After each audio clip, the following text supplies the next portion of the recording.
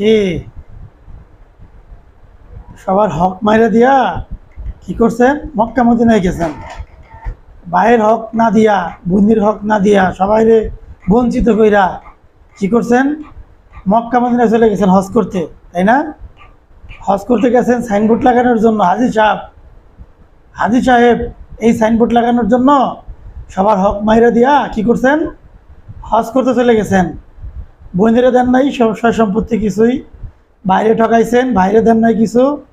হ্যাঁ, তারপর বোনেরে কিছু দেন নাই, কারোর কিছু না দিয়াই সবার হক মাইরা দিয়া কি করতে গেছেন? মক্কা মদিনায় চলে গেছেন হজ করতে।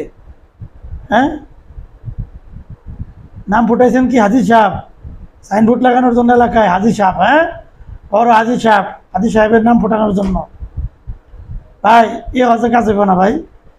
যদি যদি সৎ পথে কিছু থাকে, উপার্জন থাকে, যদি হক পয়সা থাকে, তাহলে হজ করেন।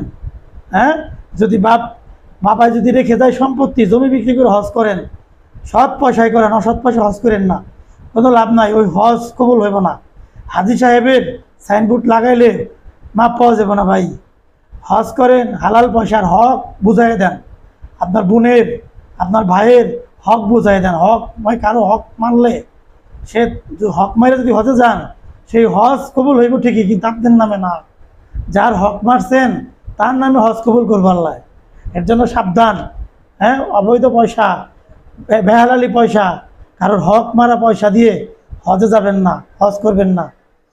নাম ফোটাইলে কাজ হবে না। হ্যাঁ, হজ করতে হবে বৈধ পয়সা দিয়ে, হক পয়সা দিয়ে হজ করতে হবে।